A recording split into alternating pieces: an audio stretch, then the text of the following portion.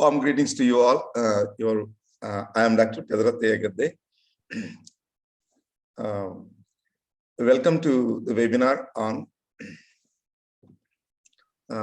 Ambedkar on development and progress of the nation. This is a part of the webinar series, a course, part of the course on Ambedkar and agenda for nation building. This course is designed by Prof.P.D.Satyapal sir from the Department of Anthropology, Andhra University.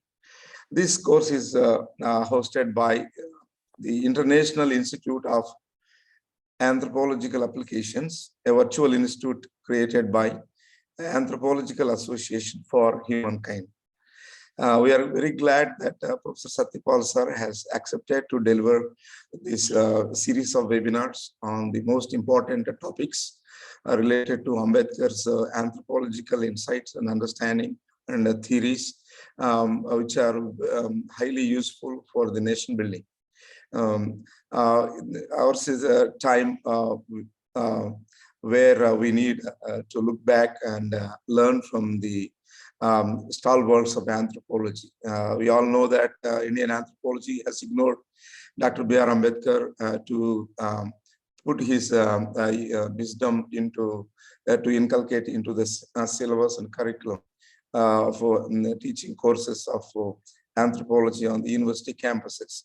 But our association, Anthropological Association, has identified this gulf and gap. So to bridge that gap and to initiate, to bring that wisdom of anthropological wisdom of Dr. B.R. Ambedkar, we requested Professor P.D.Satyapal sir, a senior professor from the Department of Anthropology from Andhra University. He has kindly accepted, and we have been learning a lot and enjoying his the expertise and his talks. So now we look forward to hear him on the final webinar and the said topic, Ambedkar on development and progress of the nation. Now I request Professor P.D.Satyapal sir to deliver his lecture. Yeah, thank you, Dr. P.D.Satyapal, and good evening, friends. I apologize for the delay, which happened due to a small glitch over here. And I draw you back, in fact, like as Dr. P.D.Satyapal said, this is in like the last lecture on this series, the 14 lecture series that we had with a theme as Ambedkar and agenda for nation building. So I would try to brush up with what talks that we had in the past 3-4 months. So we have started with Ambedkar's academic training, especially into anthropology. Ambedkar was a trained anthropologist, as many of us know. He has taken 2 full courses, 2 full 6-month courses on anthropology in Columbia University and under Professor Goldenweiser. His teachers, in fact, were directly or indirectly connected to French bias. That was during 1913 and 1916. And yes, we have seen how Ambedkar is connected to boys, connected to W.B. Du Bois, and he was connected to many of the anthropologists at that time. And his first ever academic, paper, a research paper, in fact, now in 1916, was at the International Conference of Anthropology. And there, of course, he brought out for the first time a thesis that castes in India have been originated on the oppression of women, a dimension, like in a sense, which no other scientist has brought in that time.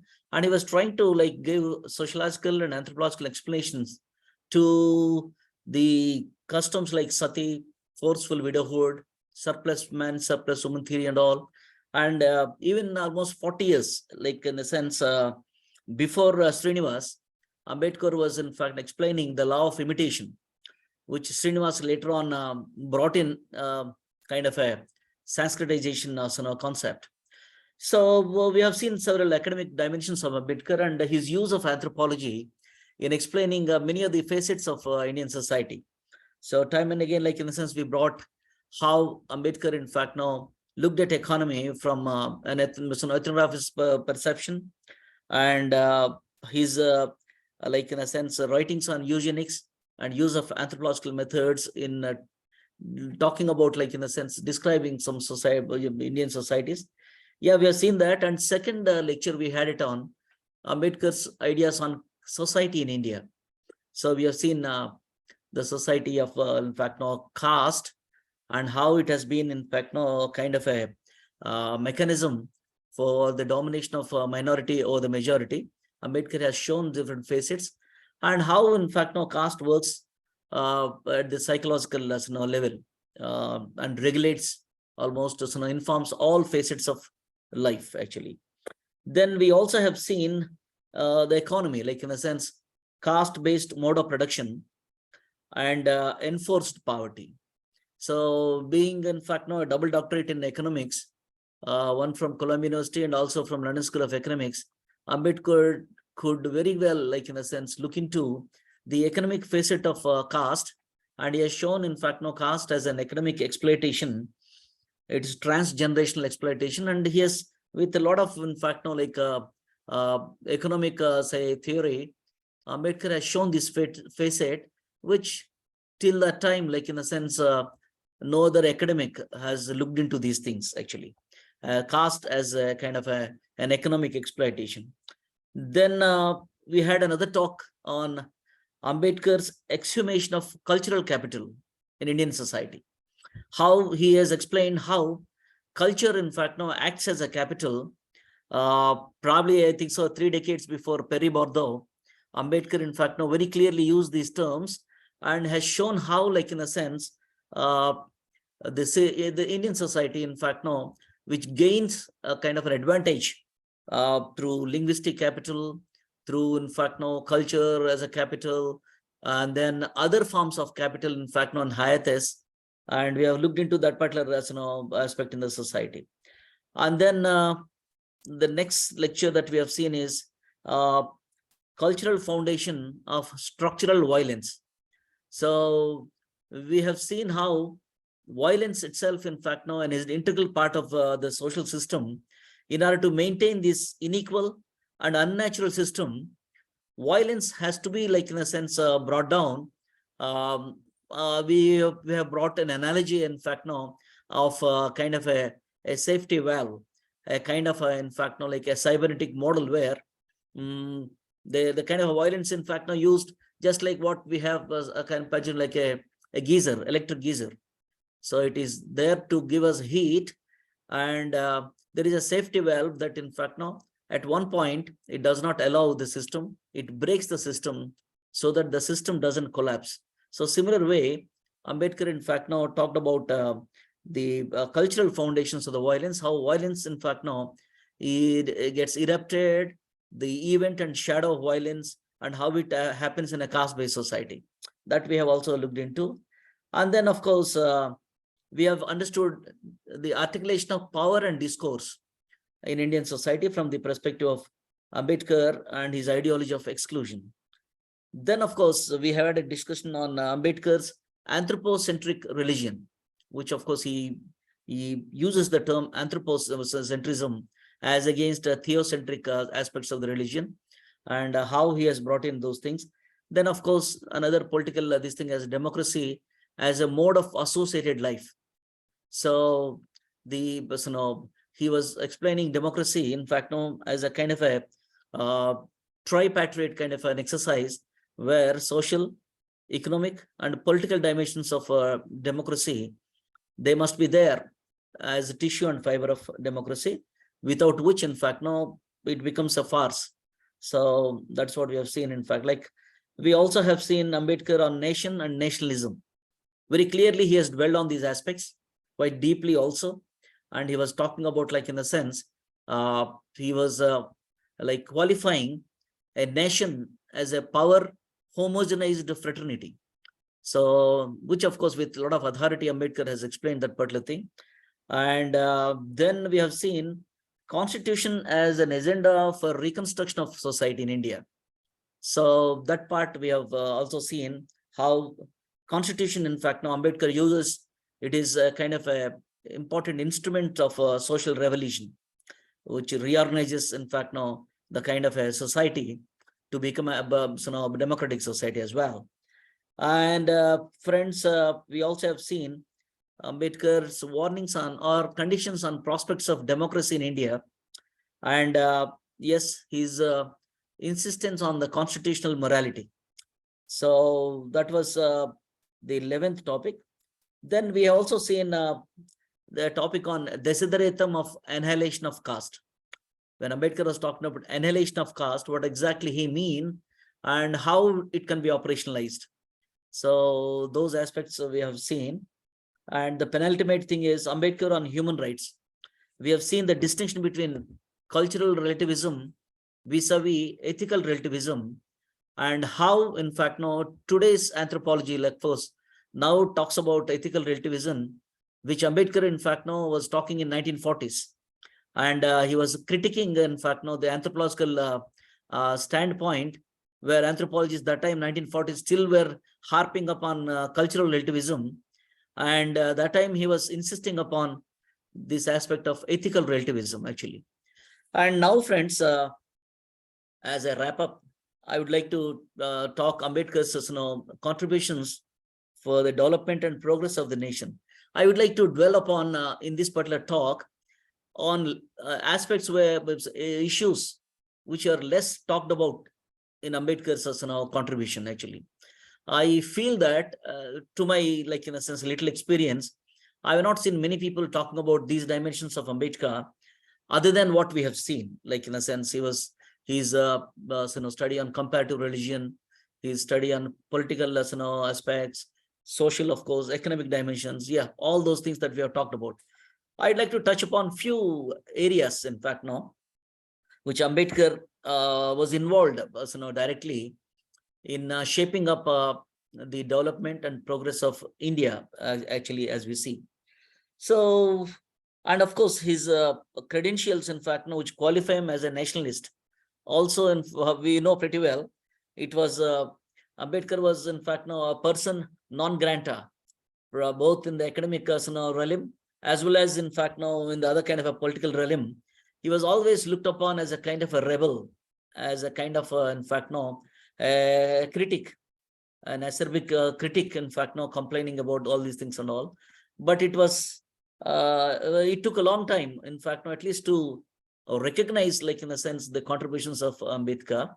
But we will see, just it's not just, in fact, no comment that we would like to make, but we would like to qualify them with some of the, in fact, no, like, in a sense, aspects that Ambedkar was involved. So there are several people who observed that Ambedkar's nationalism and the devotion to the unity of India is often overlooked, actually. But we know pretty well, in an important way, Ambedkar gave expression to an inner need, say, in India, for a just social condition. On such basis alone can national well-being be secured. So we will try to look into these things, actually. Ambedkar's colleague in the Constituent Assembly and also later on in the Union Ministry, T.T. Krishnamachari, mentioned that, I quote, while speaking on the floor of the House, Ambedkar used to touch on issues like true statesman and firmly placed the interests of the nation above everything else. So otherwise, like, in a sense, generally impression basically is that Ambedkar was sectorial and his arguments were sectional. So, but that was not so, actually. I stand here to talk about that particular thing. Ambedkar himself exhorted that, I quote, we must be determined to defend our independence to the last drop of our blood. And he reiterated saying that I am an Indian first and Indian last, unquote. We know pretty well his project is about individual liberty. With the Constitution, in fact, now Ambedkar has debased the group identity which the caste society gives, like, in a sense, not recognizing individual, in fact, now, and individuals, whatever merits and demerits, but every individual in a caste-based society is always, in fact, now judged based on the group that he or she belongs. But Ambedkar, through Constitution, he said the unit of development is individual, not the group. So therefore, he wants to debase that particular kind of a premise of progress of this country. Unit of development for Ambedkar is individual, cutting across, in fact, now caste, creed, race, rather, in fact, now like say region, gender, all those kind of say, like in a sense, cessationist kind of a considerations. So his project is about individual dignity, of course, debasing the caste system, social democracy, a democratic public culture. This is what he wants to bring in, actually. The embrace of modernity, pragmatism, constitutional methods, and education for an enlightened citizenry.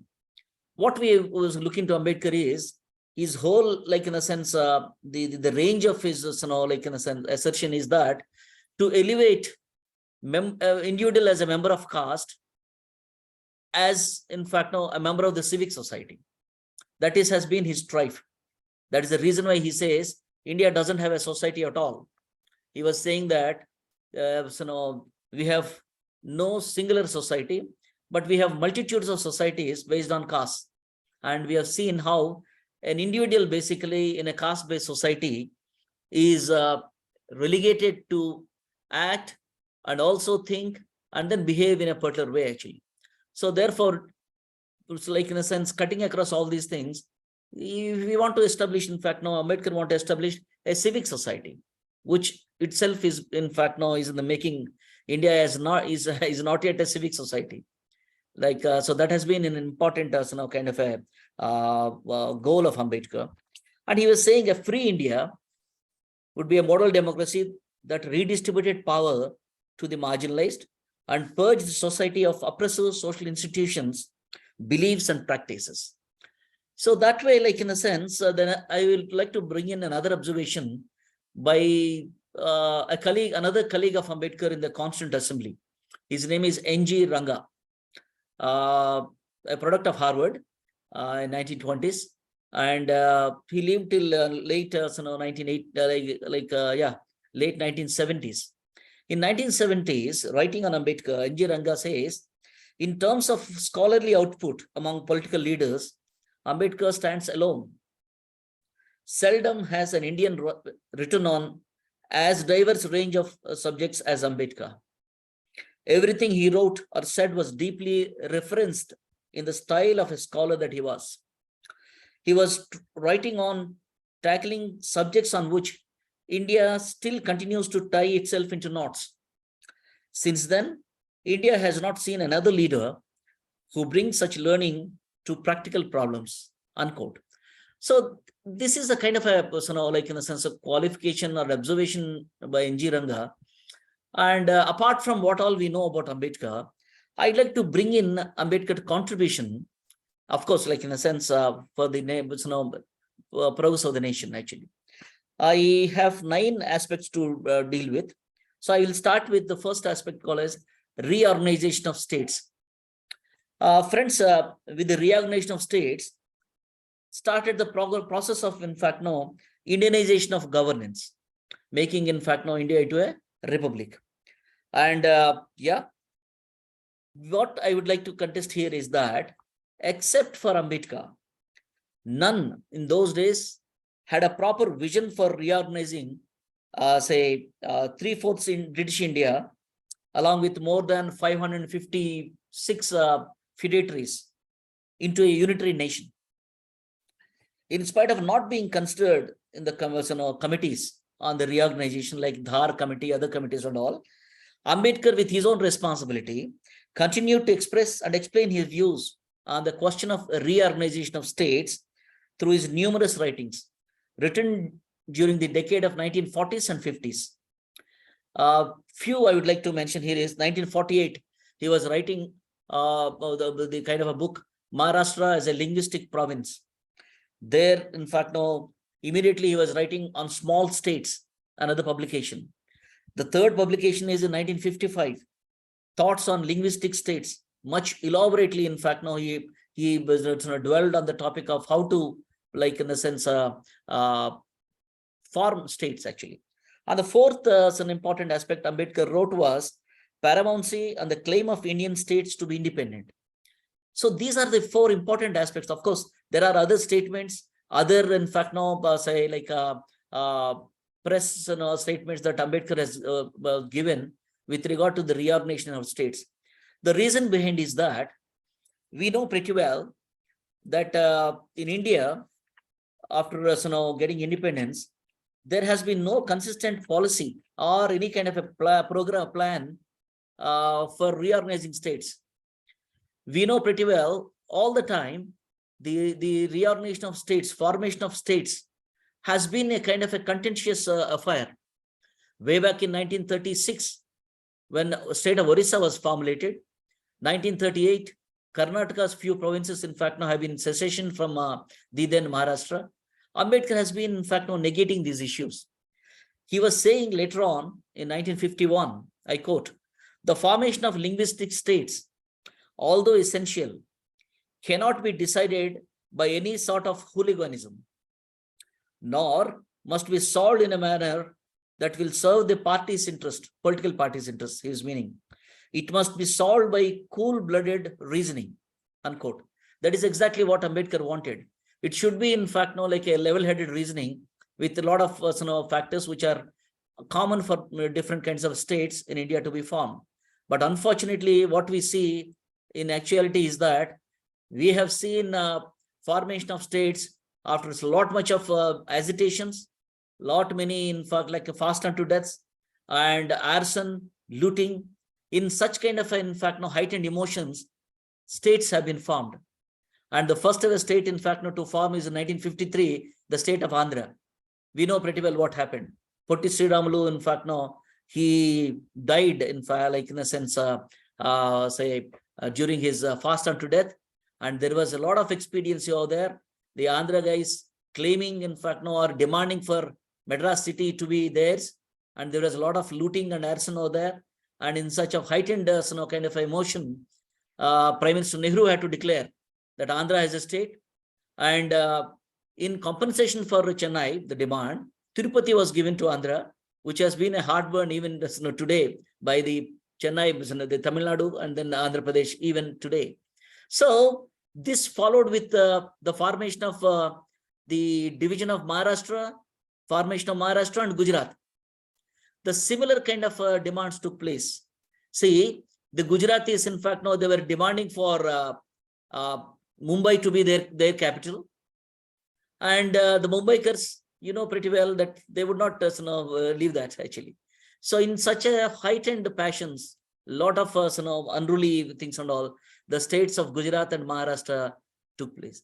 So this has been a kind of a phenomenon, friends. Me, like in a sense, even in 2002, there were demands for states of Jharkhand, which has been there from 1948, and then states of Uttarakhand. Then we have seen state of Chhattisgarh forming like that.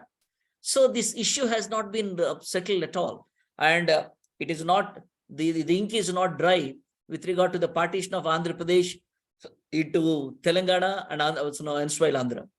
So this is a very, very important issue, and probably, like in a sense, very, very few in Indian political class, they bothered about this. But Ambedkar, in fact, being an academic and a highly responsible nationalist, he was talking and writing on these issues. He was saying, like the thoughts on linguistic states, that one state should have one language. Fine. But he says that there may be many states with the same language. So this is a formula, like in a sense, Ambedkar was talking about on splitting one language states. He said, I quote, "Into how many states a people speaking of one language should be cut up should depend upon," he has his own quite reasons, which are very, very valid reasons. Reason one is the requirements of efficient administration.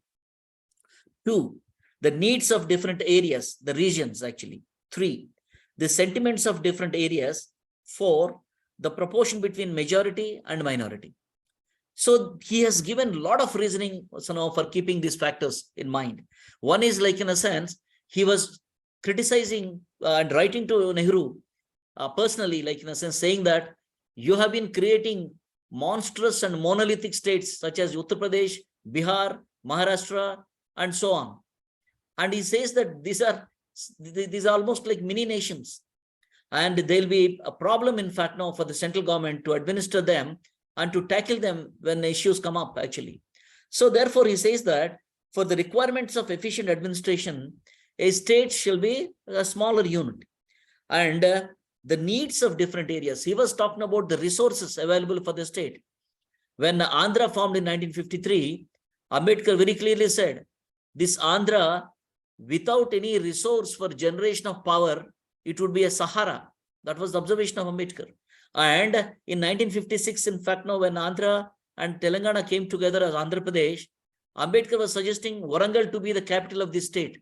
Or otherwise, he said, like in a sense, the capital would be, in fact, now is this thing. And he was suggesting Hyderabad to be the second capital of India, apart other than New Delhi. So he had lot, in fact, now sagacious thinking about reorganization of the states, friends. And he was saying, I quote, India is not even mentally or morally fit to call itself the United States of India. We have to go a long way to become the United States of India. The Union of India is so far away from the United States of India, because he was talking about the kind of a matured federalist kind of agency in India, actually. But this consolidation of North and balkanization of the South is not the way to reach it. So Ambedkar was criticizing that the reorganization having larger states to the north actually, and southern India is being divided in smaller states. That's what Ambedkar calls it as the balkanization of the South, which would definitely lead to, in fact, no kind of a imbalanced kind of administration, and imbalance, in fact, no in the dimensions of power and resources. So he was very concerned about that, and he has given importance to the unity of Indians rather than the unification of provinces. So that's the reason why he wants a strong center, right? So the state which is on the base of one language and culture gets the full scope of her development. It would be easy to run the administration of such states. Along with homogeneous culture and language, he was particular about what kind of resources are available for that state should be considered while creating the new states. Friends, Ambedkar gave importance to smaller states, and he suggested the creation of present-day Uttaranchal, Jharkhand, Chhattisgarh, and even Telangana at that time, actually. He was saying that this is a huge kind of a state, actually. And if somebody states, it's a proportion of size, big or small. If one looks into Ambedkar's writings, actually, it is not the proportion which is more important. Ambedkar was arguing for a standard state, not just a smaller state, actually. So when Telangana was, in fact, now fighting for its separate statehood, yes, the assessment, in fact, now went ahead saying that whether Telangana would be suitable for a standard state, leave about small or big, they're all relative, actually. So Ambedkar was, with all, in fact, now solid reasoning, was opting and then championing for a standard state in India, which is too far into a reality even today, actually. So friends, this is one aspect I would like to talk about Ambedkar, which has not been much talked about, actually. The reorganizing states, which in fact now has been plaguing India even today. The states, in fact, now have been squabbling over the kind of resources and also the pool of resources from the center that they would like to draw. The second aspect which I would like to bring to your notice is, friends, is that Ambedkar on labor rights. It is not for nothing that Amartya Sen said, Ambedkar is my father in economics. His contribution in the field of economics is marvelous and will be remembered forever.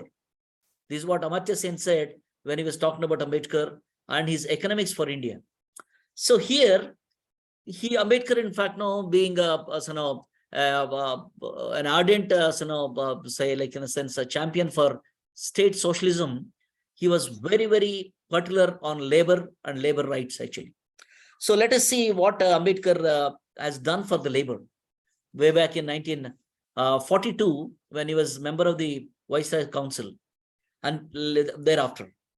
Being an erudite economist, Ambedkar was aware of the importance of labor in nation building. I quote, he said, labor has an undeniable role in the shaping of nation's fortune. Since times immemorial, the working class has struggled and sacrificed for greater causes.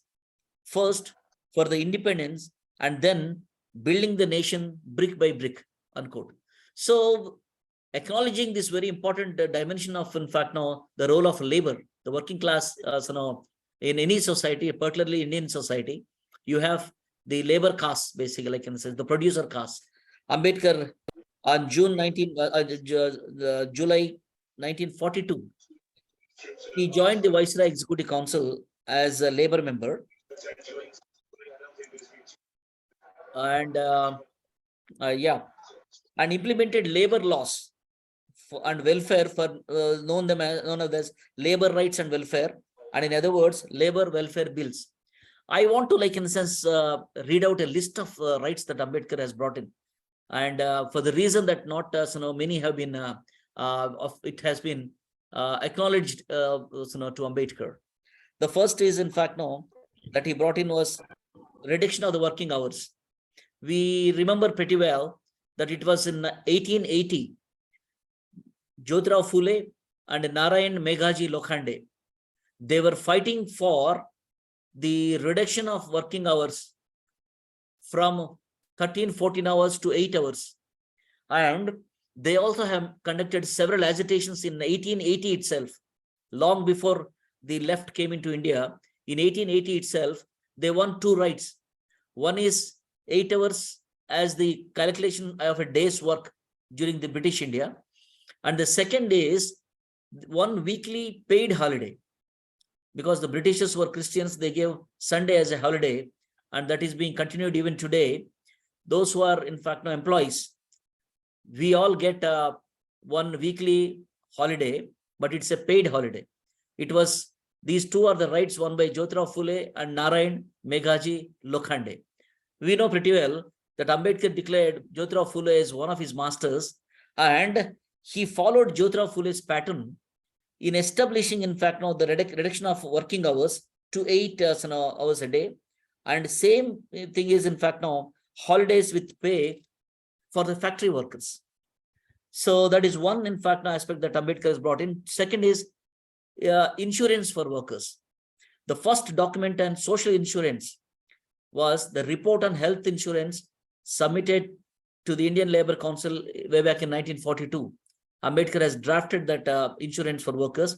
Third is Ambedkar, in fact, now was instrumental in making the Employees Provident Fund law. He brought an amendment to the Workmen's Compensation Act of 1923, and he brought this Provident Fund law actually to be established for the factory workers. It was Ambedkar again who introduced canteen and medical facilities inside the factory, medical leaves, standardization them, and etc. Fourth is Ambedkar, in fact, now with related to the drafting of Minimum Wages Act in 1942 again. So friends, it was enacted in 1948 after the independence of India, but Ambedkar has drafted this Minimum Wages Act way back in 1942-43. And he moved the Payment of Wages Amendment Bill in 44, dearness allowance, leave benefit, revision of scale of pay, extra payment for overtime, subsidized food, all are the contributions of Ambedkar during, in fact, now 42 and 45. And then he was also drafting the Coal Mines Safety Bill. So as a labor member, in fact, now Ambedkar went to the coal fields at Dhanbad to study the working conditions. He has inspected both surface and underground conditions of the work, and he himself personally went down 400 feet underground and came out and then formulated the Coal and Mica Mines Provident Fund and Mica Mines Labor Welfare Fund in 1946, actually. Then he was instrumental in Factories Amendment Bill. He brought an amendment to the Workmen's Compensation, and he initiated, in fact, now Factories Act of 1934 with several modifications. And friends, of course, we can list out many, but it was for the first time that Ambedkar, in fact, now has brought laws for women workers in India. It was Ambedkar who initiated such laws.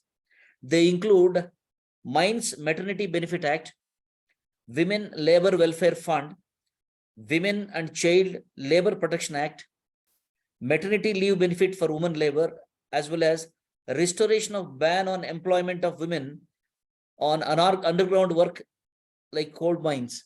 So these are all several legislations that Ambedkar has brought in, like in a sense, facilitating women to work in different industrial settings. Actually, he was saying, in fact, no, like when the maternity benefit bill was introduced in the House, he made this comment. I quote: "I believe that it is in the interest of the nation that the mother ought to get a certain amount of rest during the prenatal period and also subsequently, and this bill is based entirely on that principle," unquote. So he, of course, he also advocated for equal pay for equal work, and he got success in the field of coal mines to that effect, actually. And friends, importantly, let's not look into the details of these things. They can be detailed. If anybody interested, you can look into Ambedkar's contribution, in fact, no, to the labor, in India. And importantly, Ambedkar, in fact, felt that it is the right of the worker to go on strike, and he himself has facilitated that with a lot of kind of a argument. The workers, in fact, no, in 1943, Ambedkar introduced the Indian Trade Unions Amendment Bill for the compulsory recognition of trade unions, and he was also involved in the Industrial Disputes Act, which is the basic labor law of the country, which was passed in 1947, and ESI Act was passed in 1948. But all these things were introduced in the Viceroy Council under the chairmanship of Dr. Ambedkar. So friends, this is a second facet which I want to bring, before you, an important facet that Ambedkar was involved in with regard to the majority of, in fact, now working class of this country. And the third aspect which I would like to bring to you is that Ambedkar's membership in the Defense Advisory Committee since 1941. So in 1941 July, Ambedkar was appointed to sit on the Defense Advisory Committee. And we know pretty well, Ambedkar had a very, very strong military background. His father, his grandfather, his maternal grandfathers, many of them, in fact, no, they're all from a military tradition. And he know pretty well, he has understood about the defense. And he was forthright in stressing upon the British about its due towards taking steps to make India defend itself. And Ambedkar has written to the British, I quote: "India is a country which is exposed to attack from all sides, and it is a most defenseless country in the world." He was writing about this in 1941. In the Roundtable Conference, it was agreed that the defense of India was to be treated as a responsibility of the British. Yet, nothing so far has been done to give effect to that principle. Much has been talked about opening military colleges and Indianizing officers' grades. This is what Ambedkar was mentioning in 1941, unquote. And he was also, like in a sense, in 1943 writing like this, I quote: "Similarly, recruitment for standing army must be open to all communities. Indianization of the officer's grade must be worked out sincerely and fairly." Why? His complaint is this: the monopolization of higher grades in the military service by the rich and by some specially chosen communities must be abandoned, unquote.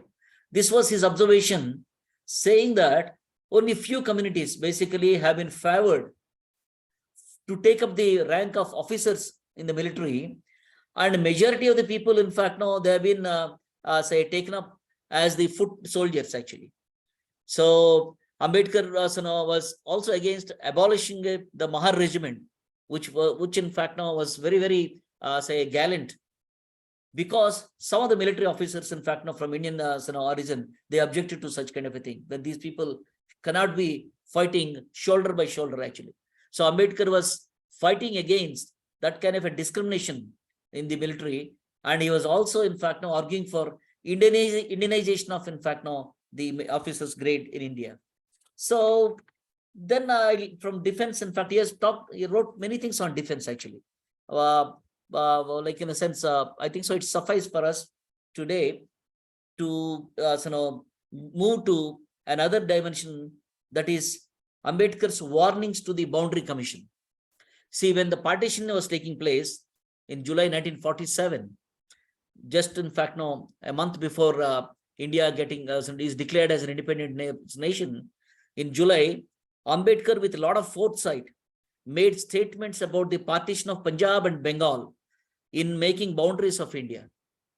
He asserted that, I quote, if boundary drawn is not natural, it will put the safety and security of the people of India in great jeopardy. And it becomes clear that the results of the Boundary Commission may be disastrous to the country. So he went through the recommendations of the Boundary Commission, and he found several faults with that. And he says that these faults, if not properly addressed, they could lead to, in fact, plaguing problems for India. That is a result that even today, India, in fact, has a very, very turbulent and a porous kind of a boundary. So for that, Ambedkar was saying, I quote, not only the Defense Department of Government of India failed to do so, it has not even cared to appear before the Boundary Commission to present the case from defense and administration points of view. He was blaming the Defense Department of Government of India of 1947, actually. And Ambedkar says, with a lot of foresight, he was saying, I quote, if my fears come true, and the boundary drawn by the commission is not a natural one. Natural means, in fact, now he was saying a boundary should have been drawn following the course of a river. But unnatural boundaries, in fact, now with border fences and all, he was saying that they are unnatural actually. And he says that if my fears come true and the boundary drawn by the commission is not a natural one, it needs no prophet to say that its maintenance will cost Government of India very dearly. I hope, therefore, that late as it is, the Defense Department will bestir itself and do its duty before it is too late. But unfortunately, the Defense Department of the day did not heed to the advice of Dr. Ambedkar. And today, friends, as a result, India spends more than 15% of its budget on the defense, and it gets engaged, in fact, now in the regular skirmishes across the boundaries. We know pretty well. We have been experiencing those things actually. And Ambedkar was thoroughly, like in a sense, as a statesman, he was warning to the Boundary Commission at that time. And of course, like I move to the other kind of important participation or important, in fact, aspects of national building that Ambedkar was involved in is that the establishment of Central Water Power Commission. As a member of the Viceroy Council, Ambedkar was in charge of irrigation. He established a department called the Irrigation and Navigation Commission. This department later was renamed as River Control Board and further was renamed as Central Water Commission. Commenting in 1955, Ambedkar was critical about the management of floods by the government, relying solely on the antiquated ideas of embankments. This is also a fact even today. So that time, in fact, now 55, Ambedkar was stressing upon the new alternatives, such as the use of atomic power in fact, now management, in taming, and also, in fact, now effective control of rivers. See, he was quoting, in fact, like a research which was done by C.S. Pillai at that time, and he was bringing, in fact, now how the neutrons can be released into the course of the river, where they will, in fact, now, like in a sense, because neutrons are neutral with regard to any kind of a charge. Ambedkar says that use of this atomic power in properly, in fact, now taming the rivers and floods, in fact, now can be controlled like that. He was quite, like in a sense, very much concerned with these problems. And he says, he wrote in 1955, I quote, the problem of floods is a constantly recurring problem, and there cannot be a great destructive force than this. In solving it, the government should not depend solely upon the wisdom and scientific knowledge of their own officers. And he is saying that the government also should consider the other sagacious ideas other than its own officers. So he was very much concerned, in fact, now with regard to the control of say water. And then he was instrumental, in fact, now he's talking about the water system.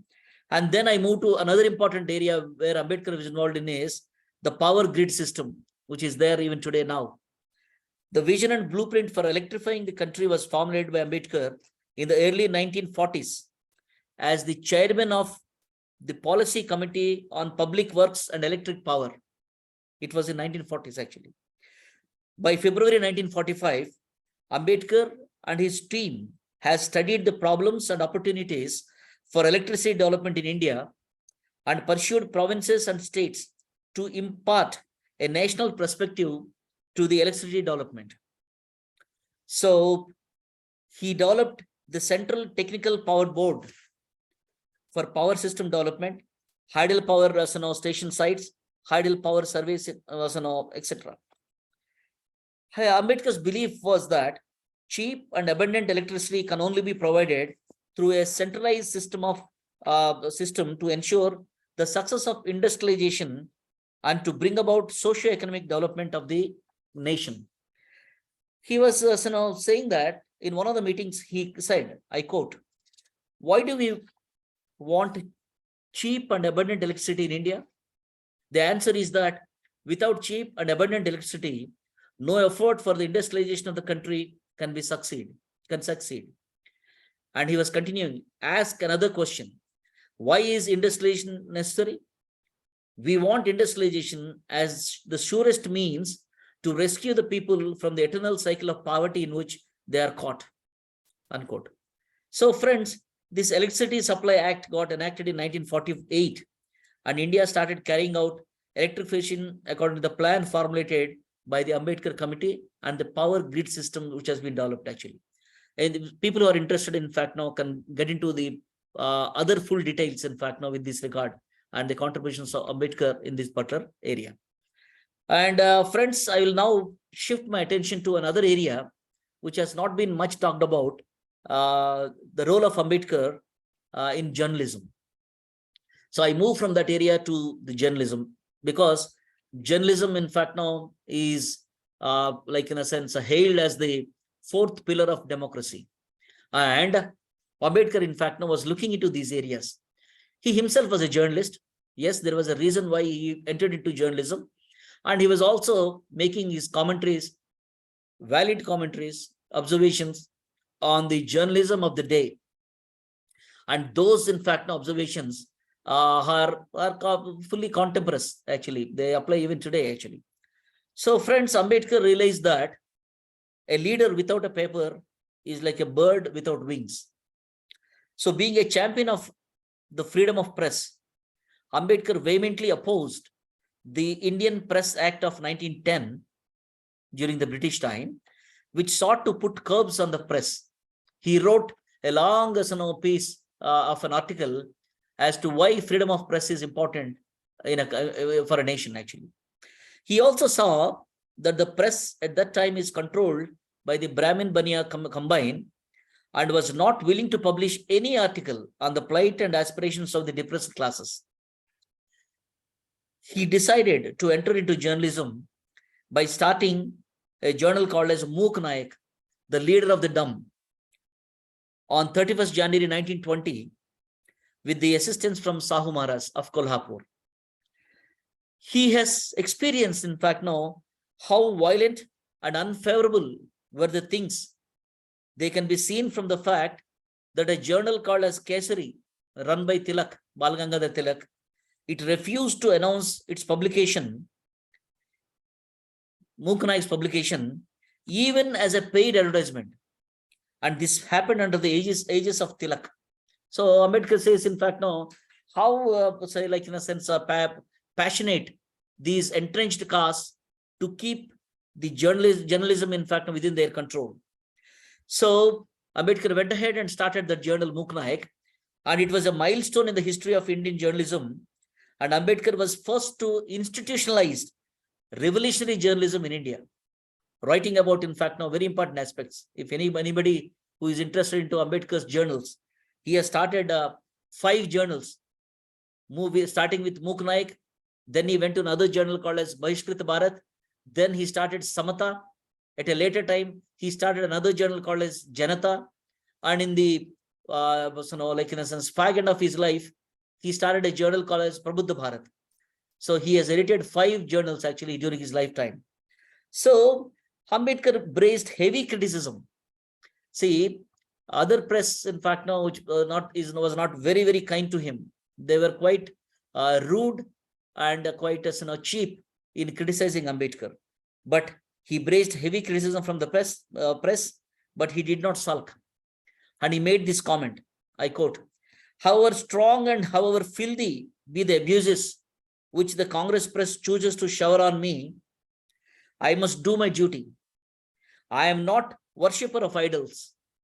I believe in breaking them. It is because I love India more. This is true faith of a nationalist." That's what Ambedkar is writing. It is the true faith of a nationalist. I have hopes that my countrymen will someday learn that the country is greater than few men, unquote. So he was, in fact, now talking about against, in fact, now hero worship. And he was, in fact, now drawing the attention of the people on the welfare of the country and interests of the nation itself, rather than a few alleging praises on few people and few parties, actually. So Ambedkar condemned, say, the misuse of press to promote vested interests, monopoly, capitalism, and imperialism. And he made a very, very harsh comment. He was saying, I quote, "Mind control by mass media is like drugs, actually. Mind control by the mass media is like using drugs, which is an awesome reality. Commercialization of the press is highly detrimental from the point of view of egalitarianism," unquote. This is what he's saying. In 1945, he was writing making these comments. His critique on journalism is very, very contemporary. It even like in a sense is relevant even today. I'll quote these things, and we can appreciate, in fact, now how Ambedkar was right even during his day when he was writing this piece. And I quote, Ambedkar says, "Journalism in India was once a profession. It has now become a trade. It has no more moral function than the manufacture of a soap." Saying that use, and then, in fact, no, the daily papers are just like that, creating sensation. I continue. "It does not regard itself as a responsible advisor of the public, to give the news uncolored by any motive, to present a certain view of public policy which it believes to be good for the community, to correct and chastise without fear all those, no matter how high, who have chosen a wrong or a barren path, is not regarded by journalism in India its first and foremost duty. Under it, news gives place to sensation, reasoned opinion to unreasoned passion, appeal to the minds of responsible people to appeal to the emotions of the irresponsible." So Ambedkar says, this is a greater kind of a danger that lurks ahead in India. So friends, I think so, like in a sense, we can appreciate the practicality of these words of Ambedkar way back in 1945 when he was criticizing the kind of a the kind of the way that Indian press is moving ahead. And we know pretty well, it is not just the print media. We also know that all kinds of mass media, including social media, electronic media, Ambedkar's, in fact, observations, they are true even today, actually. So then finally, friends, I'll move to Ambedkar's ideas on development. At the concluding session of All India Trade Union Workers Study Camp, held at Delhi from 8th to 17th September in 1943, under the auspices of Indian Federation of Labor, Ambedkar, in fact, now has delivered 3 lectures. And he has produced a document. And this historical document seems to have been lost sight by many of the political pundits, even in fact, now those who consider themselves as experts of like in a sense labor. And Ambedkar, in fact, now has put severe critics of parliamentary democracy. After a perusal of Ambedkar's views present on the above occasion, anybody would say that it looks as if he was speaking of parliamentary democracy as prevalent today, when he said, he made us, in fact, a very long, kind of a talk, very, very analytical talk on the labor and development of India, actually. One of his statements, which is in fact now true for today's times, is that when Ambedkar said, I quote, development solely should not be the goal for India. Any development must be at the socially desirable level, unquote. This is what Ambedkar was talking about. If today India, in fact, now like in a sense brags itself by its raise in the GDP, and it is very silent on the distribution of the resources among the citizens of this country, Ambedkar was moving to this very, very important point. He says that a country should not, in fact, now look at only about the so-called development, so-called, in fact, now increase in the GDP. And he was saying that any development must be at the socially desirable level. That means he was talking about, in fact, now Article 39 of the Constitution, where he very, very passionately drafted that article. If we refer to that article, actually, the area of principles of the state policy, it says it is the duty of the state, that means duty of the government, to see that there is no concentration of wealth in few hands. That is Article 39, Clause A. And Clause B of the same article says that it is the equally duty of the state to see that there is equitable distribution of resources among its citizens. And if you juxtapose this particular aspect today, I think so, like in a sense, it will be a big joke. Because today we have seen that how, in fact, no, like in a sense, if you look into any kind of a statistic, or even the Oxfam India Inequality reports, you see, in fact, no, since 1991, just 10% of the population, their control over the resources of the country started in 1991 from 57% to 2021, it moved to woofing 77% of, in fact, now the control over resources by these just 10% of the population.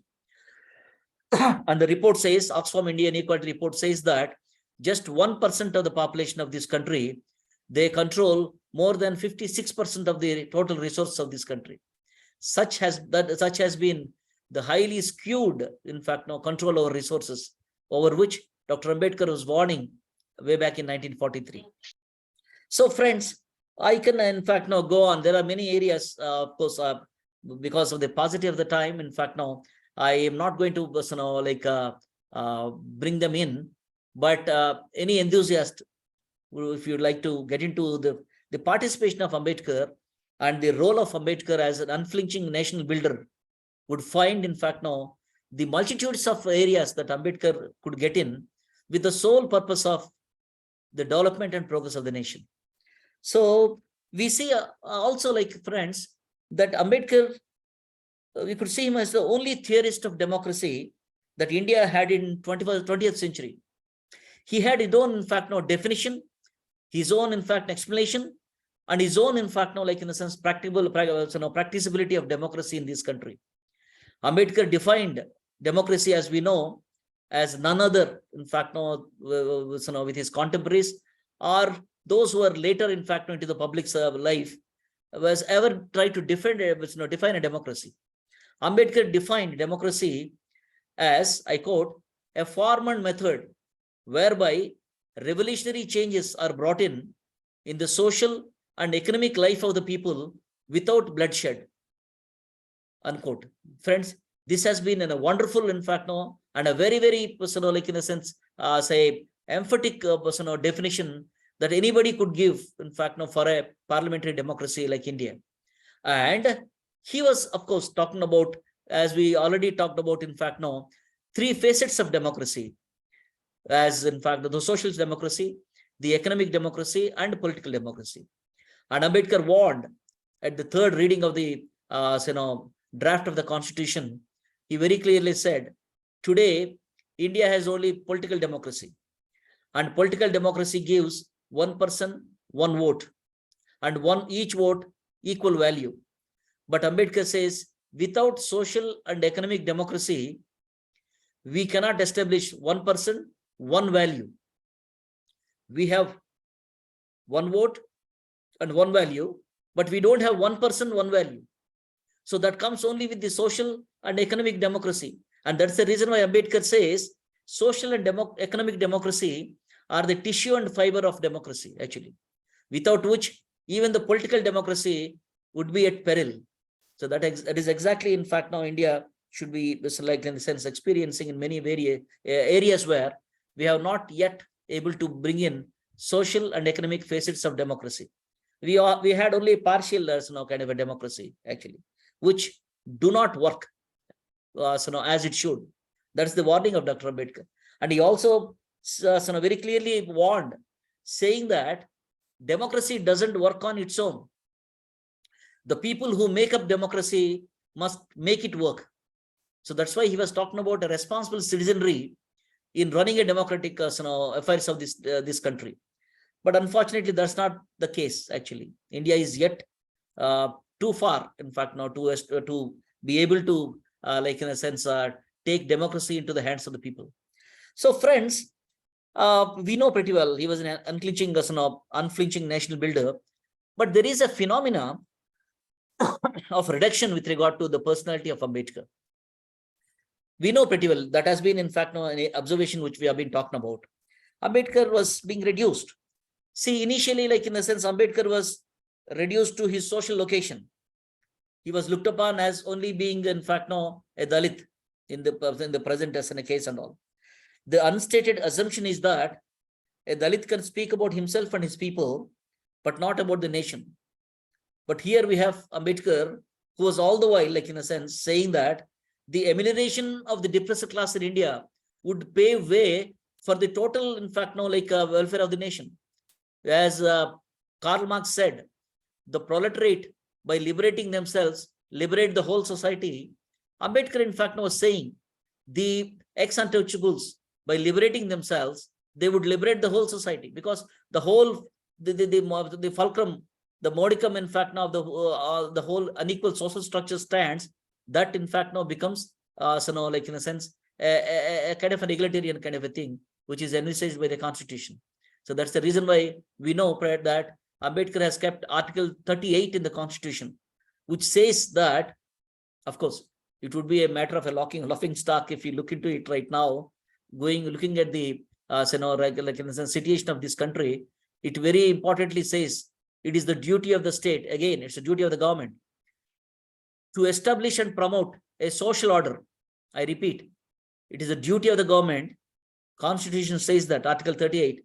It is the duty of the state to strive for establishing and promoting a social order whereby liberty, equality, fraternity is catered or is informed to all citizens of this country, which is a highly revolutionary in its nature.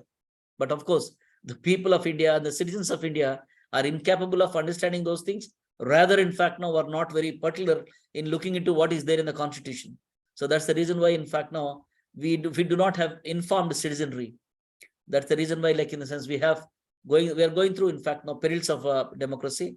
As elsewhere in the world, we are looking at, in fact, now the elected despots, and also, in fact, now a kind of a phenomena called as authoritarian populism that all Democrats, in fact, now they have to brace against it, actually.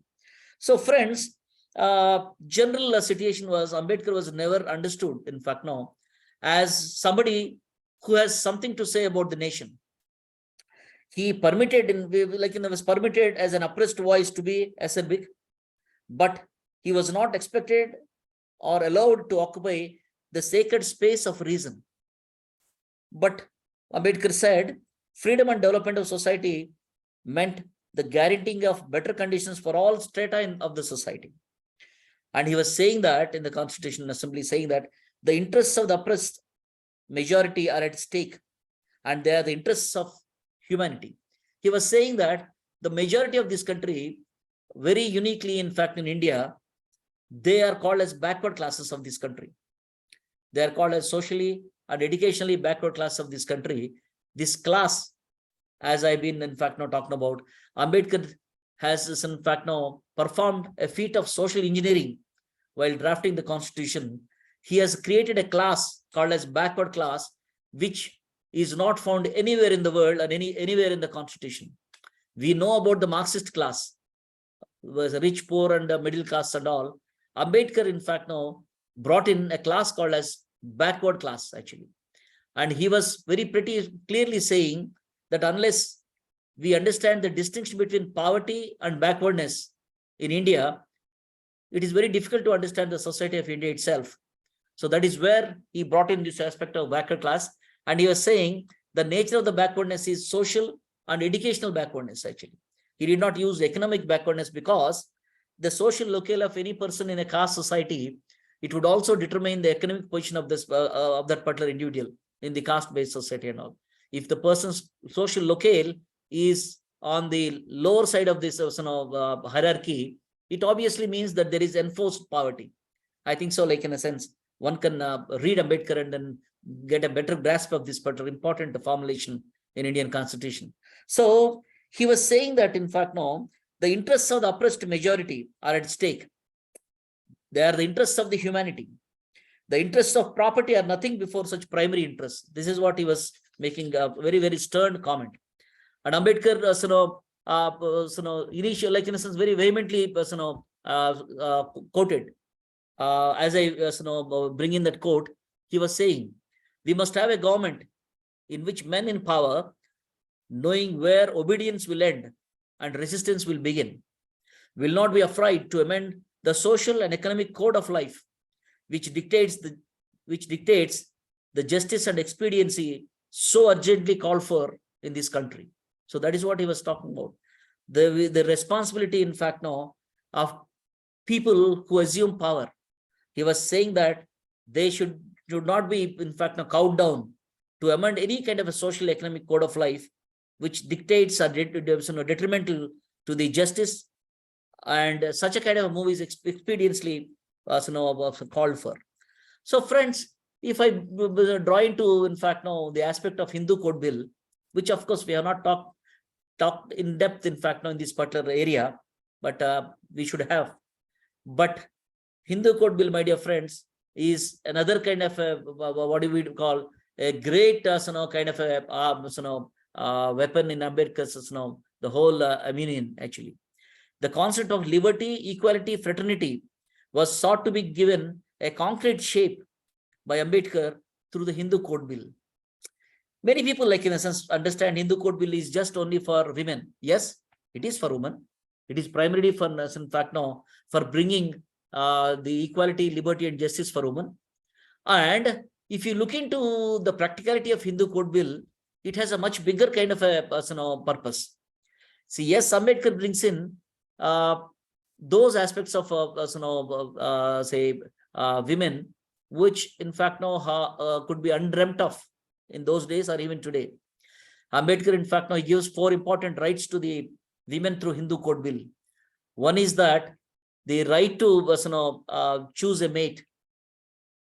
This is very clearly saying that this particular right is that debasing the then existing kind of a legislation that marriage within a particular caste is the basis for a legally valid marriage. This is what Ambedkar was contesting. He was giving the right to woman to choose her mate irrespective of caste, creed, region, religion, or whatever. Second, in fact, now Ambedkar gave is the right to divorce.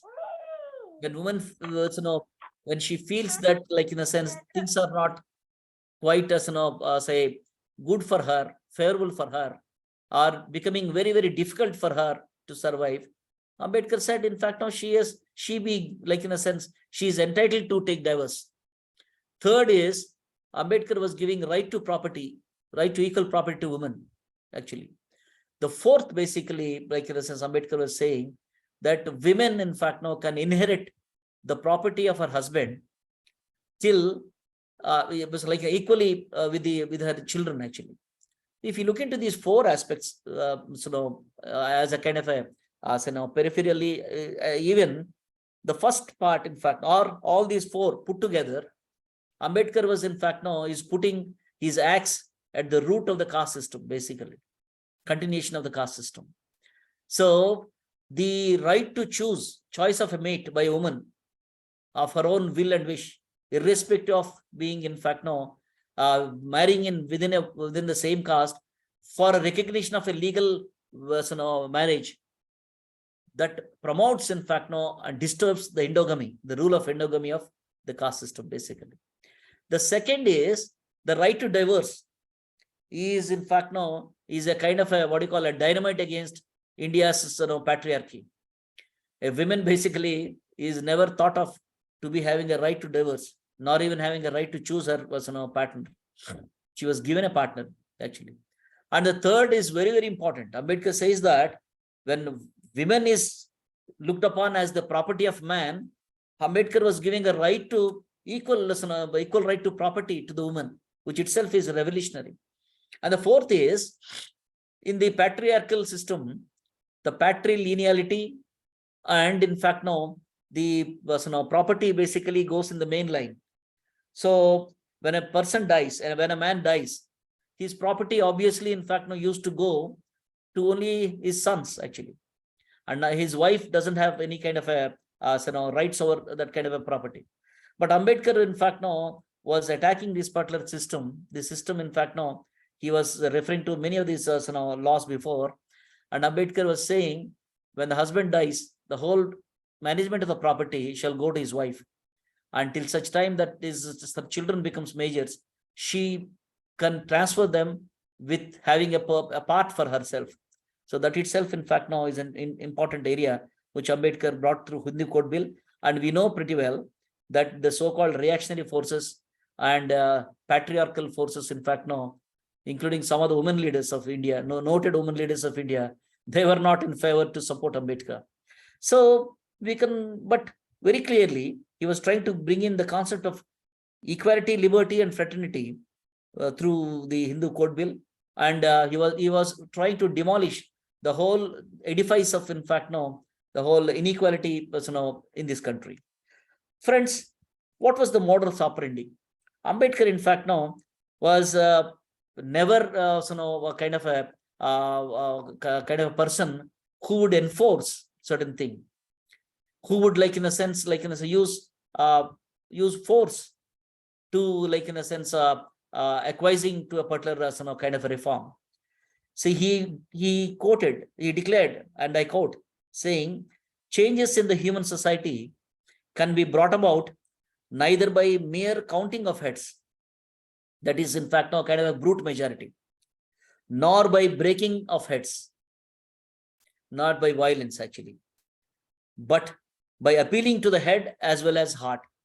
This is what, in fact, Ambedkar was talking about, making people conscious, making the citizens aware, in fact, taking a persuasive kind of a role, where when people are made to think independently, made to think as humans, actually, if they, like in a sense, try to come out of those dogmas and all, in fact, kind of a customary, like in a sense, anti-social traditions, then people, if they are left to think, in fact, judiciously, without any fear or favor, then, of course, Ambedkar said, consciousness, in fact, could be developed, and this is possible. So, friends, we see that, of course, he does not parley. Ambedkar, in fact, was there with many people, many shades, but he never parlayed without putting the rights of the oppressed at the center of a nationalist or civil or political rights struggles. This is, in fact, Ambedkar's struggle, in fact, is to bring in parity, social, economic, and political, actually. So friends, today every ideology, every color has been acknowledging Ambedkar and his uncompromising radical humanist vision. But of course, as a social process, Ambedkar is being Dalitized and also Brahminized by the conflicting interests groups in this country. This is a kind of a phenomena that happens actually, but we need to understand these two processes. Why Ambedkar, in fact, now is being owned, is being, in fact, now passionately kept by the groups. And there are some groups, in fact, now which Ambedkar, in fact, now was getting related to. But today, you will see the left, you will send forces centered to the left, forces centered to the right, forces which, in fact, now are neutral. All colors, in fact, now try to own Ambedkar. So that has been one of the changes that happened because of the assertion of people who are followers of Ambedkar, bringing out his contributions, actually, both academic, intellectual, political, and in fact now as an economist. They had to be brought out. Otherwise, as Professor Upendra Bakshi said, the forces of knowledge and the forces, in fact, now of power have kept Ambedkar at bay. And by doing so, they have done a great harm to this country, actually. So there are some people who brought Ambedkar's efforts to the fore, and we can very clearly understand that Ambedkar, in fact, now by his vision and also by his passion, was a person who is completely, in fact, now passionate for creating India as a democratic society and creating India, in fact, now a humane society based on reason, rationality, and in fact, now the kind of unflinched pure thought. So friends, I stop over here and I thank you very much for very patiently listening to this particular talk. And I look forward some kind of observations, criticisms, suggestions, and in fact, now your participation. Thank you so much. And with this, I think so we conclude the 14 lecture part on the topic Ambedkar and agenda for national building. Thank you so much. Yeah. Thank you, Professor P.D.Satyapal, sir, for your highly intellectual and very, very wise and influential lecture, which will make a difference for this, not only for the present generation, for future generations as well. Thank you for your valuable contribution to this most important, much needed area where Ambedkar's anthropological insights and applications for nation building, how brilliantly and smartly and wisely these applications can be used by the governments, not only state governments and the central governments, for the progress and the development of the nation. This is so brilliant. So thank you so much. Thank you on behalf of the International Institute of Anthropological Applications and Anthropological Association for Humankind. We are very grateful to you, sir. Thank you so much. Now I request if any questions or any observations, comments from the participants, it's time for you to pose your questions to the speaker.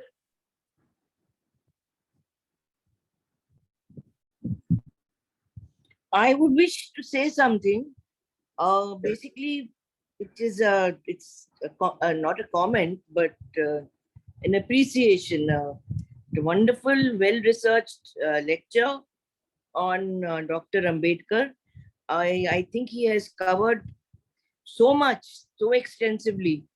It kind of shows how well he has researched Ambedkar. Thank you so much. I think I'm fortunate to have attended the lecture. Thank you so much, ma'am.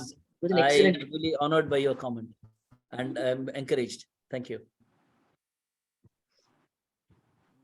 I mean, if you have written any papers, I would love to be able to read it because you did an excellent job, I must say that. Of these 14 talks, I think so, I have published already on 7 topics actually, on cultural capital and areas of, in fact, no anthropocentric religion. Yes, I published. I would like to, in fact, no share with them. Yeah. Yes, I would love to if you could share with it. Share those. It would be excellent. Two of my publications are in Eastern Anthropologist, and then yeah, they're varied actually. I can share it with you. Thank you. Thank you so much. I also like the way you brought up the Ambedkar's, whole thing on women and his,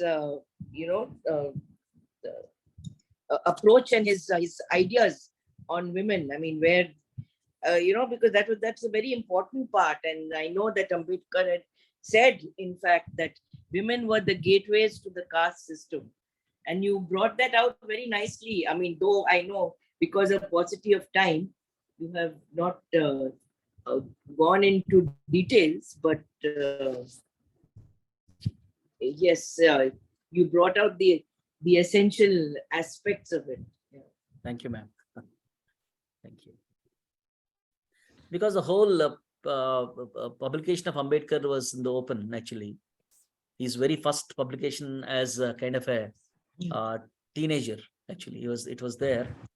That is caste in India, the genesis, mechanism, and perpetuation. So that itself, in fact, now is a very illustrative thesis. I thought I don't have to repeat it again, actually. Yeah. No, you have done an extensive job, I must say. Thank you.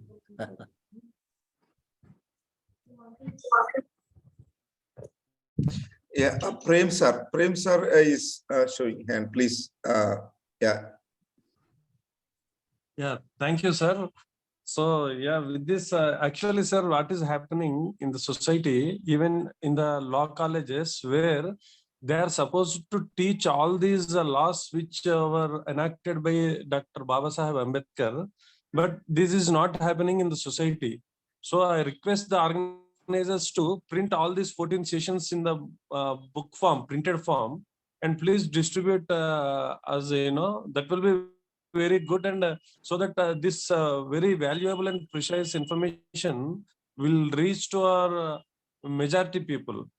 Because see what Baba Sahib have done to the working class people and especially women. So these things actually does not know in the society. So this has to be brought.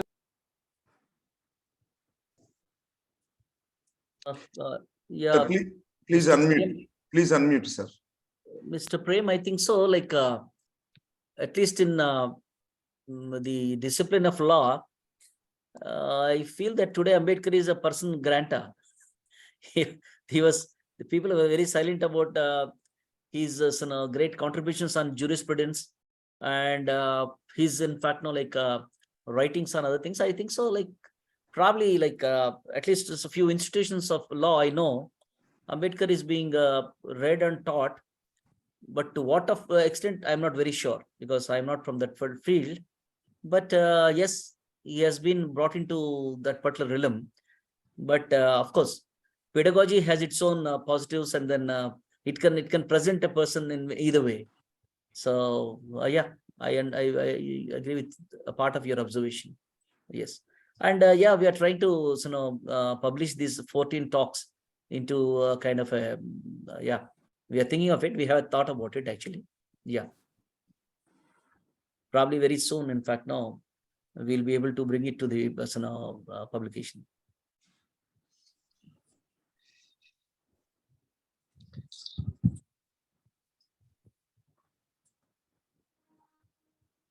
Yeah. Any other people wants to pose?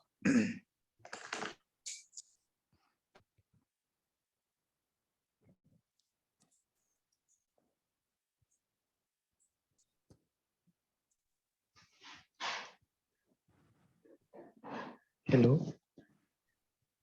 Yes. Am I audible, sir? Please go ahead. Yeah. Sir.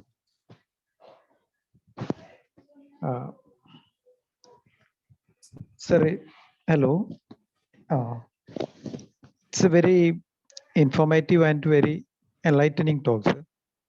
I have a query about the. You talked about the three facets of democracy, and you explained the political democracy, and what about the social democracy and the economical democracy?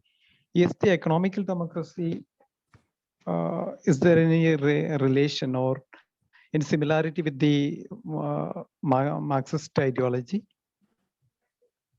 And another thing, sir, the Padre, sir, is there any course material is based on this course is provided? Yeah. Can I respond, Dr. Pedrate? Yes, sir, please. Yeah, thank you, Dr. Suresh, for those queries. And Okay, please. yes, I'll start from the last. Yes, we would like to, in fact, now share the course material to the participants. That is one. Second is, like, in a sense, with regard to the tripatriate distinction of democracy, there are several lessons, in fact, like say references where you can understand how democracy is understood. Like economic democracy basically is the redistributive aspect of democratic redistributive aspect of resources of the say the state among the citizens actually. So it goes with the socialist pattern actually. Of course, technically, I don't know, like in a sense, Marxism and socialism basically they differ with regard to the kind of a governance as to how things in fact now are delivered. The Marxist state, like in a sense, one thing is the state owns up everything, and the mechanism is that people do not have to, like in a sense, have their own resources in their hands. It is the state which supplies everything. And of course, in the pristine Marxist thought, it is in fact now, like in a sense, the statelessness actually, which of course goes ahead. But in a socialist pattern, it is broadly understood basically as equitable distribution of resources among all the citizens. And this is what Ambedkar has fixed up, because Ambedkar said he was an ardent, in fact, supporter of state socialism, basically. The state takes up the responsibility. And if you look into many of the aspects and all, Ambedkar on the economic side, he was wanted to promote say kind of a nationalization of lands and industries, all industries basically. And he wants to run agriculture, in fact, now as a kind of a like what do you call cooperative like in a sense control of agriculture. So he was very clear on that with regard to even industries, also nationalization of industries and how to run them. Yeah, Ambedkar, if you read in his states and minorities, it's a quite an important treatise that Ambedkar brought in. And at one point he was saying that was his true constitution. And the present constitution, Ambedkar in fact himself said, it was to a certain extent a compromise. So therefore, states and minorities, he talks about what is an economic kind of a democracy. And then social democracy, he very clearly means, in fact, no, we talked about that about in the Desideratum of annihilation of caste.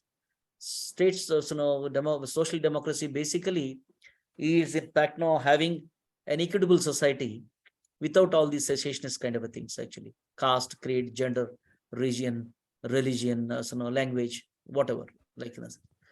With regard to political democracy, as we know, like in a sense, we know it is both in the republican form, parliamentary, kind of a democracy, and a pristine kind of a republic form, which Ambedkar, in fact, now from his side, gave seven, what do you call, he said, 7 prerequisites for a successful democracy in India.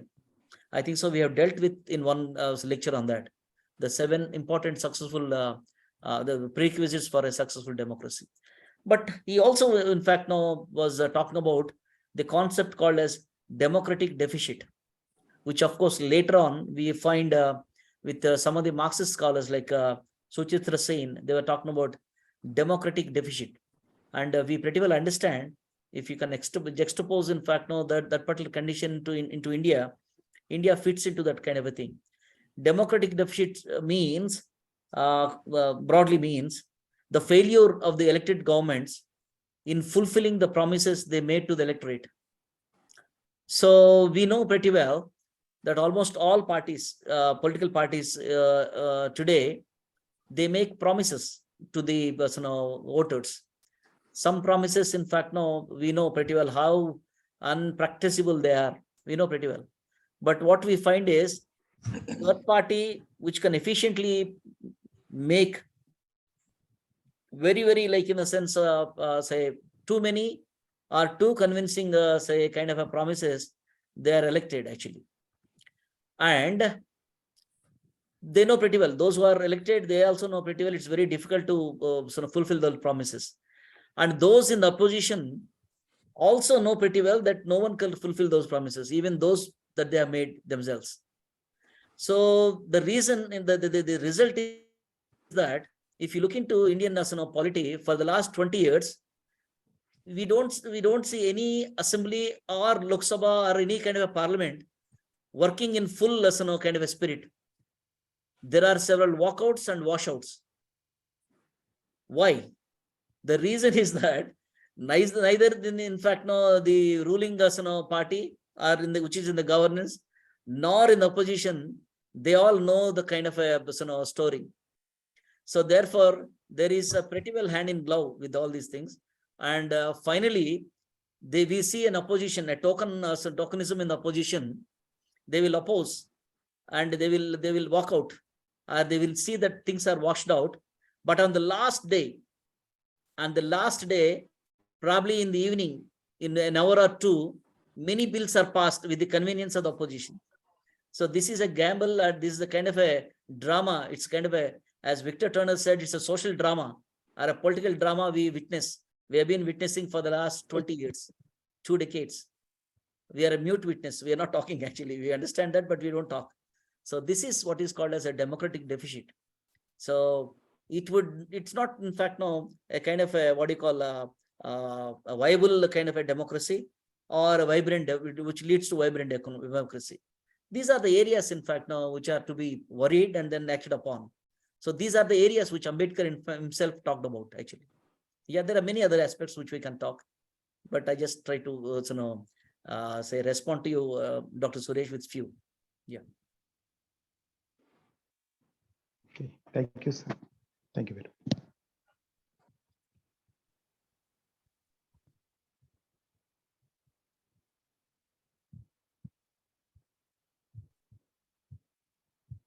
So is there any comments you have today? I mean, with relation to what you just said, any comments that you would have regarding the privatization of so much of, the public sector enterprises?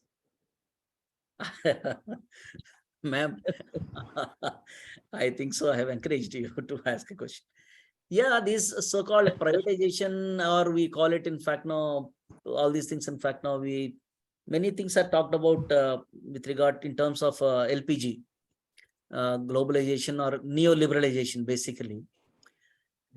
But for India, in fact, now it is some sort of a thing. Nationalization, in fact, now like looked upon as a kind of a patriotic kind of a thing for in India, for a democratic kind of a aspiration for India, and they have been like envisaged as that.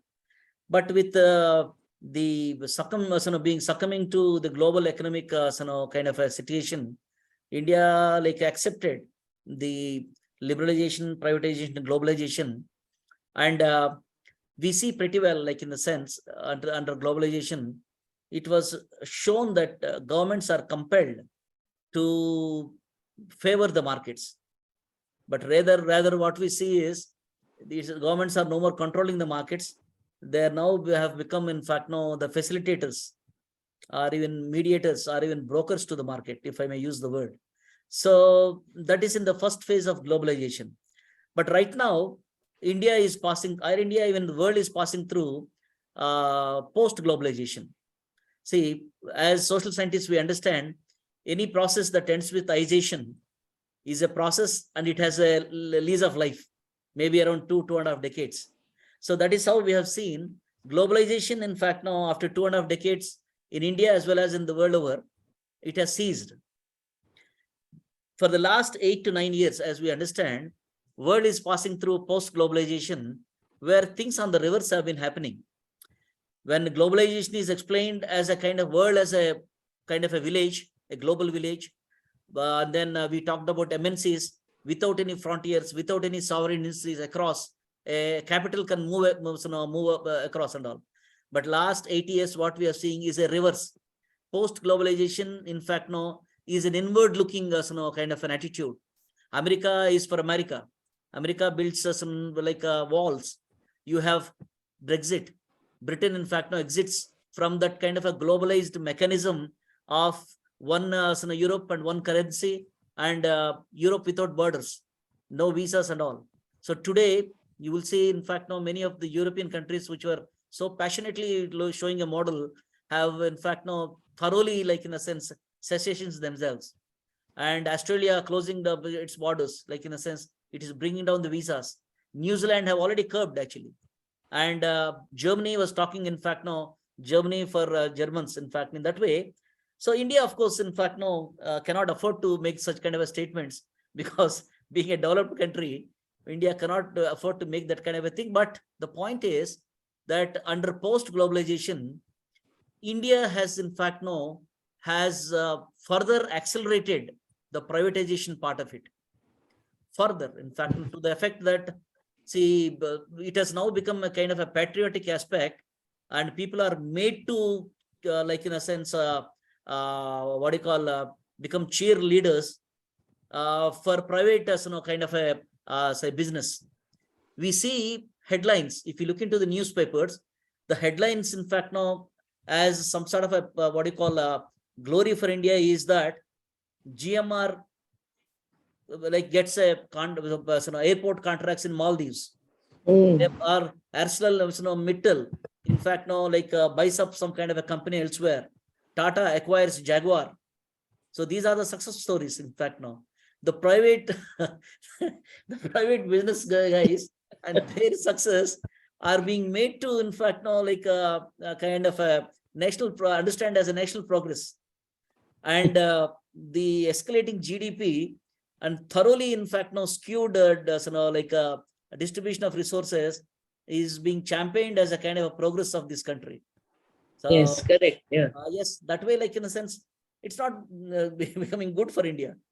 See, India, in fact, now such a populous country with a lot many inequalities, diversities, and all, and this is sure road for peril. Actually, that's not what, in fact, now a democratic constitution envisaged. So, exactly. If anybody talks about even the preamble of the constitution, I think so that will be a kind of a joke that we have to do. We reflect and all. It will be. It appears as a joke. So therefore, yeah, it's a retardation, if not a progress or kind of thing. That would be my comments, ma'am. Thank you. Yeah.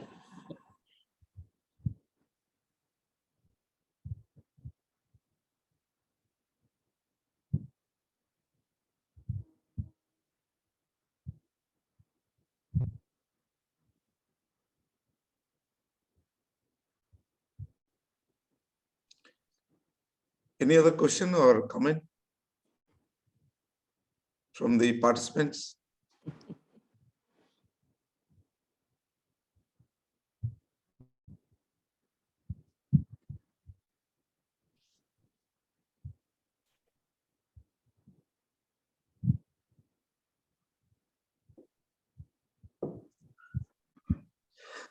I have a question, sir.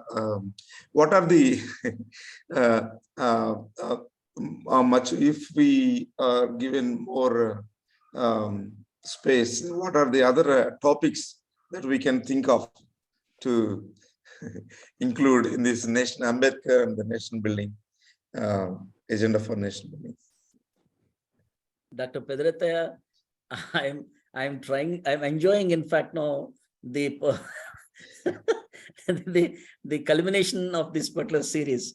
But you are again asking me, in fact, now what else could be done? And if I say so, you will ask me to do so. Yeah, we can include other things, actually, in a sense. Yeah, there are certain areas where we can also touch upon, Ambedkar and his foreign policy, which has not been talked about, actually.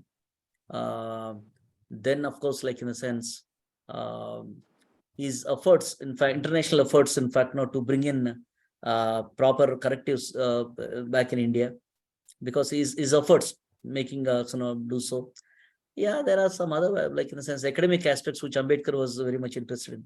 Yes, we have not talked about, in fact, now Ambedkar's monetary policy. So I think so, like both of his PhDs basically are on public finance, actually, in the field of economics. And yeah, monetary policy or fiscal policy is a very important area of Ambedkar. So I thought, like in a sense, it will be too technical. And I myself, in fact, no, I'm not an economist. So I thought I'll not be able to do justice to that. But that can be an area where you can find some expert to do that, right?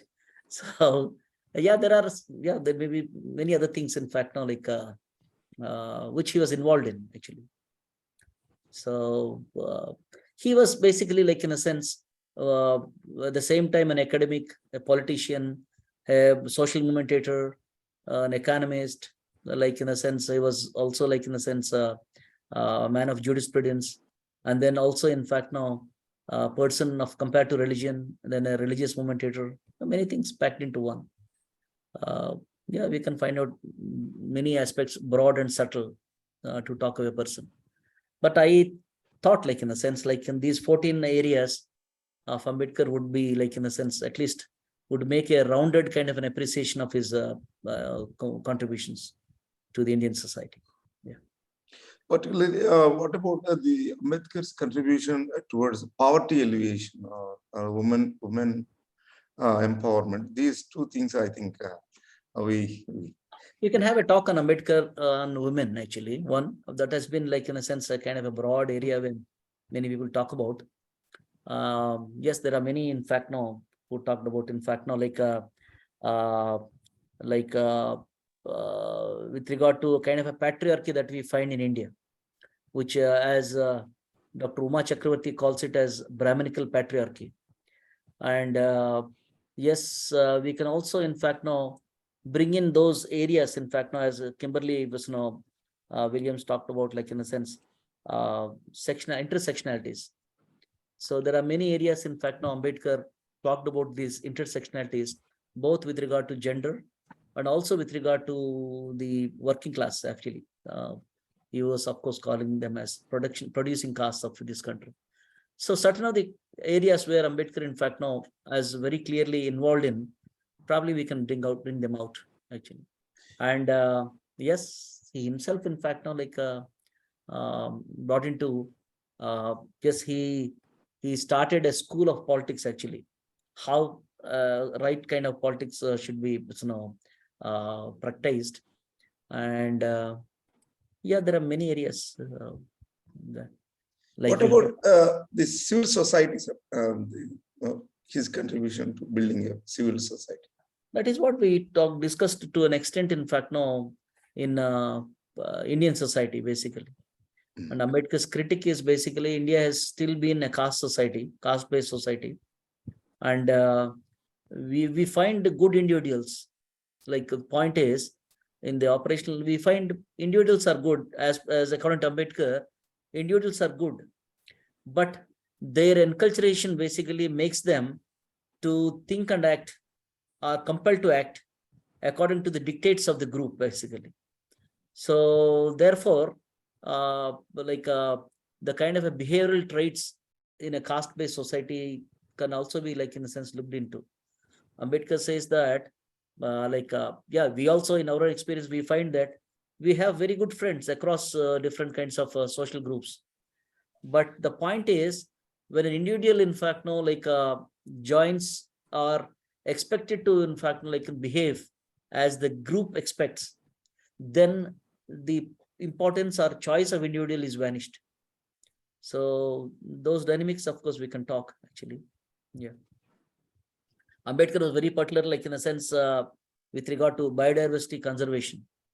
That has been one of his major kind of a thing in all his, say, manifestos. See, he has established, say, 3 to 4 political parties. But in the manifestos of all these parties, this biodiversity conservation and then like upkeeping the forests have been one important area. We can also look into that particular dimension, if at all, like in a sense, you want to look into. Yeah, these are very important. Thank you so much for bringing those things. Yeah. So I think we should. And another dimension we can think of is with regard to the defense forces. So as I said, like in a sense, Ambedkar, of course, because he is from a defense family, his father, his grandfather, his wife's father and grandfathers, many of his people are from the defense, from the military. And he himself was born at a military headquarters of war. Many people, in fact, now who write about Ambedkar's biography, they would like to say he was born in a village called Mahow, MHOW. But unfortunately, it's not right. It was military headquarters of war, near Indore. So his upbringing, in fact, was there, and he maintained the ties with his father's friends, and he was, in fact, talking about their plight, and many other aspects that Ambedkar, when he was trying to critique people and all, he was ridiculing people as D3 people. D3 is a kind of vocabulary used in military to in fact address a person who is unfit for war, actually. So there are certain things, in fact, we can trace back those things. That's the reason why I think so. Where his comments on Defense Commission, his comments on Boundary Commission. Otherwise, like in a sense, I don't know why Ambedkar had to get into those areas, because he has got some background. Maybe we can look into those things, actually. Oh, very interesting. Sir, his judiciary contribution, judicial. Yeah, that can be done, but he was a practicing lawyer. See, when he came back from, say, London School of Economics, he practiced as a lawyer, and he continued his practice, actually. And I will also add, when he resigned from the parliament as the Minister of Law, he again took to the law. He practiced, actually. There is a quite good number of good work which came up recently about the cases that Ambedkar fought, or Ambedkar represented in the court, actually, and his style of jurisprudence, basically. And he was also, along with his friend, of course, not along with his friend, he worked for his friend. He's a friend, Parsi friend called as Naval Batina. He was his classmate, in fact, now in London School of Economics, a very close friend till his death. So he worked as as a kind of a, what do you call, economic consultant. He was, in fact, an investment consultant for many. All through his struggles, Ambedkar never used, in fact, the kind of a contribution that came for the social movement. He never used it for his personal use. He used to keep his separate account, and all the earnings that he got from, in fact, these tax advices or some other kind of the advices as an economist, he maintained that kind of a thing. I think so. That's the reason why he could, in fact, make that particular kind of a comment. I am an honest person. And of course, you can also talk about the character, basically, which he was talking about. I find probably is the only person who could very, very daringly say that I'm a man of character. Wow. So that's a strong, yes, that's a very, very, very, what do you call, I find that, in fact, now is a strong comment for a man in the public life. Like he says, I'm a man of character. And the kind of a, what do you call, resolve that he has got. He makes a very, very, what do you call, strong kind of convictions. Once he was saying that I'm not like that rock which melts away by the force of the river, but I'm like that rock which turns the course of the river, actually. So some strong kind of things. And when he was talking about, in fact, fighting for his rights, when there were some sort of rebukes, threats, and also some other things, he was saying that even if you hang me to the nearest lamp post, I would not budge an inch from my conviction to secure rights from the people. So these are all, like, in a sense, we can talk about a personality. We can try to understand a personality, actually. And I would also, like, in a sense, in the academic side, because Ambedkar has been an voracious reader. He, like, in a sense, spent much of his monies first on his books, second on his dress. He used to dress very smartly, actually. And he has bought many books. and he was in a great sorrow with all his, in fact, those scholarship that he has received from Sayaji Maharaja Sayaji Gaikwad. He never used to eat properly, and he used to save those amount, and he has bought nearly 2,000 books, which he has sent them through a ship from USA to Mumbai. But unfortunately, the ship capsizes and he lost all his books. And Oh. he grieved for many days, actually. So recently, I have seen 2-3 interesting works, in fact, now about Ambedkar's library. There was a paper by V. Geeta, V. Geeta, with the title called as Unpacking Ambedkar's Library. So she picked up one of the libraries of Ambedkar in Siddhartha Law College, and she has gone into those kind of books that Ambedkar has read. Ambedkar has made marks on that, underlines his side notes and all. So she was trying to, like, in a sense, look through the books to understand the mind of Ambedkar. And I was really, in fact, I really appreciate Geeta for her great kind of a effort to look into a kind of a dimension. Then I was thinking, in fact, yes, she has done on Siddhartha College Library, but if we properly look into Ambedkar's writings, see, he was, in fact, like, in a sense, a professional academic. So his references, his quotations from the books and all, if anybody can make that kind of these things, and to what was he reading, why was he reading, and how, in fact, he tried to, like, in a sense, decipher from certain readings. Probably that would be, I think so, a wonderful academic exercise to look into what was he reading, actually, why he was doing so. So probably, like, in a sense, we can